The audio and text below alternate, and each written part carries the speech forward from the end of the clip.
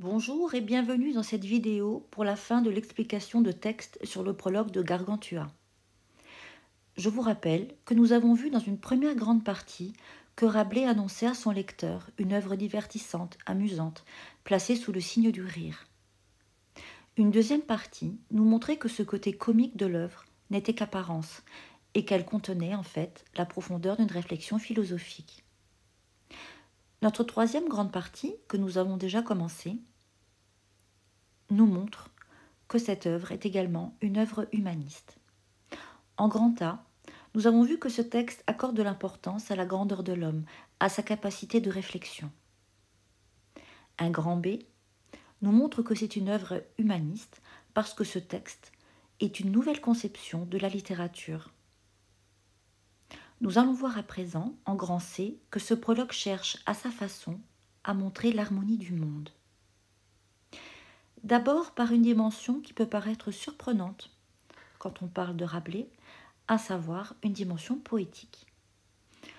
En effet, si vous regardez l'extrait de texte qu'il y a en dessous, nous constaterons que cet extrait est riche en assonances et en allitération.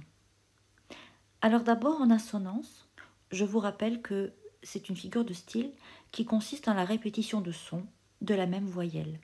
Alors regardez, aux lignes 5 et 6, nous allons avoir la répétition par exemple de la voyelle I avec boutique, apothicaire, figure, frivole, harpie, et puis en dessous satire, bridé, lièvre, figure, et d'autres encore. Nous allons bien entendu pas toutes les relever, mais l'assonance en I se retrouve encore dans la suite du texte.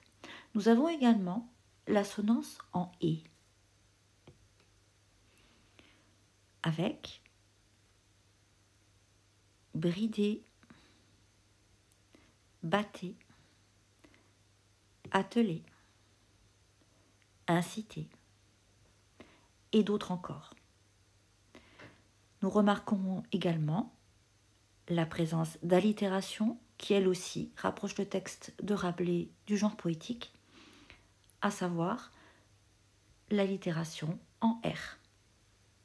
Alors, regardez, nous avons par exemple donc apothicaire, nous avons figure ou encore drôle, frivole, harpie, figure ici, cerf, lièvre, bridé, et puis satire. Vous constaterez que ce son revient avec régularité et donc crée une sorte de musicalité dans le texte qui rapproche donc ce texte de la poésie. Ensuite, dans une autre sous-partie, toujours pour montrer que ce texte est un texte humaniste, nous noterons les références à la mythologie grecque. Alors vous retrouvez l'énumération, ici, je change de couleur, donc toujours ligne 5 et 6, des animaux fabuleux de la mythologie grecque, avec harpie, satyre, oison bridé, lièvre cornu, cane batté, bouc volant, cerf attelé et autres figures qui rappellent la littérature de l'Antiquité. Cette référence à l'Antiquité va créer, elle aussi, une harmonie qui donne à ce texte son caractère humaniste, une harmonie cette fois qui abolit l'espace du temps entre l'Antiquité et puis les contemporains de Rabelais, à savoir les hommes du XVIe siècle. Unité et harmonie créée également par une éloge de l'intelligence humaine qui tisse un lien entre, nous l'avons vu, le comique, la philosophie et la poésie. En conclusion, nous pouvons donc dire que le prologue de Gargantua, comme tout prologue, cherche à inviter à la lecture de l'ouvrage, bien entendu, mais aussi à préparer ses lecteurs à une double lecture, à savoir amusante à première vue et philosophique dans sa substance.